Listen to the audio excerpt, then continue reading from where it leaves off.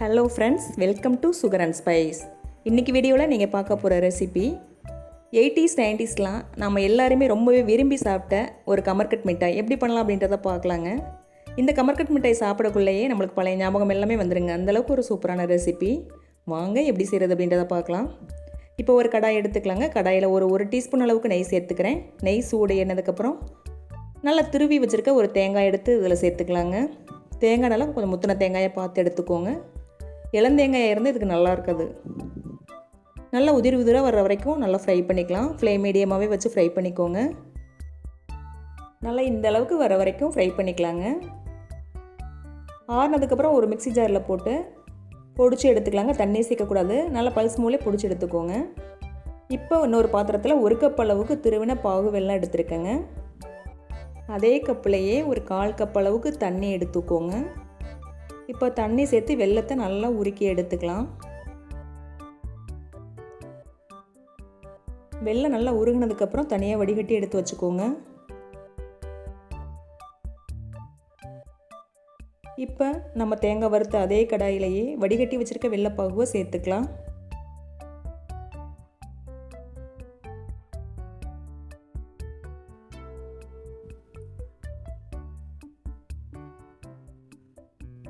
கை விடாமல் மிக்ஸ் பண்ணிக்கிட்டே இருங்க. நம்மளுக்கு கமர்கட்டுக்கான பதம் வர வரைக்கும் மிக்ஸ் பண்ணிக்கிட்டே இருக்கணும். ஃப்ளேம் மீடியமாகவே வச்சுக்கோங்க.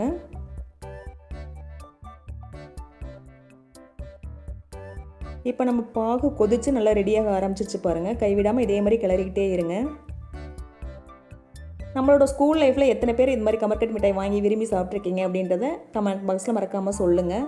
மெயினாக இது எனக்கு ரொம்பவே பிடிச்ச ரெசிபிங்க. பாக்கெட் கணக்கில் வாங்கி வச்சுட்டு அப்போயே சாப்பிட்ட அனுபவம் இப்போவும் மறக்க முடியாதுங்க. இப்போ அந்த பாகு பதம் வந்துருச்சு அப்படின்னு செக் பண்ணிக்கலாங்க. ஒரு பிளேட்டில் கொஞ்சம் தண்ணி எடுத்துக்கோங்க. அதில் ஒரு 2 ட்ராப் அளவுக்கு வெள்ளைப்பாகு எடுத்து சேர்த்துக்கோங்க. இப்போ பதம் வரலைங்க. இந்த பதம் பார்த்திங்கன்னா நம்ம அதிரசம்லாம் செய்வோம் பார்த்திங்களா, அதுக்கான பதங்க. தக்காளி பதம் அப்படின்ட்டு சொல்லுவாங்க. இன்னமுமே ஒரு 10 நிமிஷம் மிக்ஸ் பண்ணிக்கிட்டே இருக்கணும்.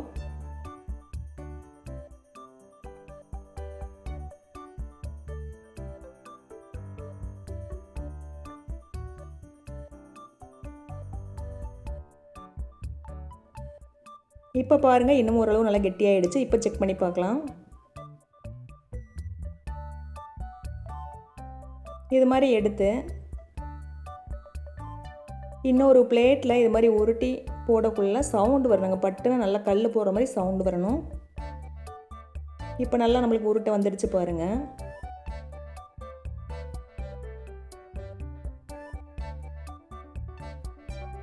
இப்போ ஒரு பிளேட்டில் போட்டு காட்டுறேன் பாருங்கள். நல்லா இது மாதிரி பட்டுன்னு சவுண்டு வரணுங்க. இதுதான் கரெக்டான பதம்.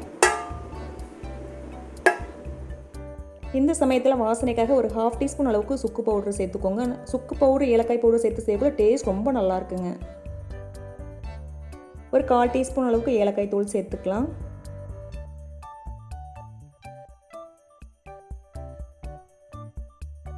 இந்த டைமில் நம்ம மிக்சியில் பொடிச்சு வச்சுருந்தோம் பார்த்திங்களா தேங்காய், அதை இதில் சேர்த்துக்கலாம். நல்லா இந்தளவுக்கு ஃபைனாக அரைச்சி வச்சுக்கோங்க. தண்ணி சேர்க்கக்கூடாது.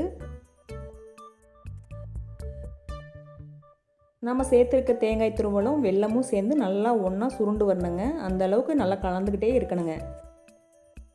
இப்போ உள்ள நம்ம குழந்தைங்கள்லாம் பார்த்திங்கன்னா ட்ரெண்டிங்கே மாறி போச்சுங்க. இதெல்லாம் தவிர்த்துட்டு பீஸா, பர்கரு, பிஸ்கெட்ஸு, குக்கீஸு, இது மாதிரி கேக்கு இதெல்லாம் விரும்பி சாப்பிட ஆரம்பித்தாங்க. இதெல்லாம் அவாய்ட் பண்ணிவிட்டு நாம் சாப்பிட்ட நம்மளோட பாரம்பரிய உணவான கல்கோனா, கமர்கட்டு, தேங்காய் மிட்டாய், எள்ளு மிட்டாய், பொரி உருண்டை இது மாதிரி ரெசிபிலாம் செஞ்சு கொடுத்து குழந்தைங்களையும் ஆரோக்கியமாக வச்சுருப்பாங்க. குழந்தைங்களும் ரொம்பவே சந்தோஷப்பட்டு விரும்பி சாப்பிடுவாங்க. நீங்கள் செய்கிற முறையில் செஞ்சீங்க அப்படின்னா எல்லாமே ரொம்ப நல்லா இருக்குங்க. இப்போ பாத்திரத்தில் ஒட்டாமல் நல்லா சுருண்டு வரணுங்க. இப்போ பாருங்கள், நல்லா சுருண்டு வந்துடுச்சு. கமர்கட் பதம் ரெடி ஆகிடுச்சுங்க. இப்போ நெய் தடவை ஒரு பிளேட்டில் மாற்றி எடுத்துக்கலாங்க. நல்லா ஆற விட்டு சின்ன சின்ன உருண்டையாக எடுத்துக்கலாங்க கமர்கட் ஷேப்புக்கு. நீங்கள் நெய் தடவை அப்படியே மாற்றினீங்க அப்படின்னா ஒட்டிக்குங்க. நம்மளுக்கு கையில் எடுக்கிறதுக்கே வராது. இப்போ நல்லா இது மாதிரி பரத்தி விட்டுக்கோங்க. நல்லா ஆற வச்சுக்கோங்க. கை பொறுக்கிற சூடு வரணும் அந்தளவுக்கு ஆற வச்சுக்கோங்க. அதே சமயம் ரொம்பவும் ஆற விட்டுறாதீங்க. உங்களுக்கு உருண்டை பிடிக்கிறதுக்கே வராதுங்க. இப்போ ஓரளவு நல்லா ஆறிடுச்சுங்க. இப்போ கையில் லைட்டாக எண்ணெயோ நெய்யோ தடவிக்குங்க. இது மாதிரி கொஞ்சம் கொஞ்சமாக எடுத்து இது மாதிரி ரோல் பண்ணிக்கோங்க. இப்போ பாருங்கள், நம்ம கமர்கட்டு எவ்வளோ சூப்பராக ரெடி ஆகிடுச்சு அப்படின்ட்டு உங்களுக்கு தெரியும். உருட்டுறதுக்கு நல்லா ஈஸியாக வருங்க.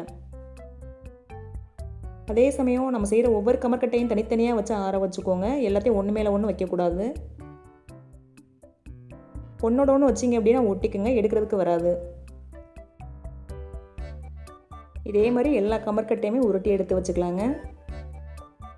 இப்போ ஒரு பிளேட்டில் வந்து போட்டு காட்டுறேன் பாருங்கள். நல்லா பட்டுன்னு சவுண்டு வரும் பாருங்கள். இந்த அளவுக்கு செய்யணுங்க. நான் சொல்கிற இதே அளவுக்குள்ள செஞ்சு பாருங்கள். உங்களோட கமர்க்கட்டை ரொம்ப நல்லா வருங்க. இந்த ரெசிபி உங்கள் எல்லாத்துக்குமே கண்டிப்பாக பிடிச்சதாக இருக்குன்னு நினைக்கிறேங்க. இந்த வீடியோ பிடிச்சது அப்படின்னா வீடியோ கீழே மறக்காமல் ஒரு லைக் பண்ணுங்கள். உங்கள் ஃப்ரெண்ட் அண்ட் ஃபேமிலி எல்லாருக்குமே ஷேர் பண்ணுங்கள். நம்ம சேனல் இது வரைக்கும் சப்ஸ்கிரைப் பண்ணாமல் இருந்தீங்க அப்படின்னா சப்ஸ்கிரைப் பண்ணிக்கோங்க. இந்த ரெசிபி செஞ்சு பார்த்துட்டு உங்களோட ஃபீட்பேக் அண்ட் கமெண்ட்டை என் கூட ஷேர் பண்ணிக்கோங்க.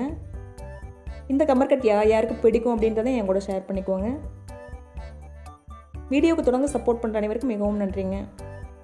தேங்க்யூ ஃபார் வாட்சிங்.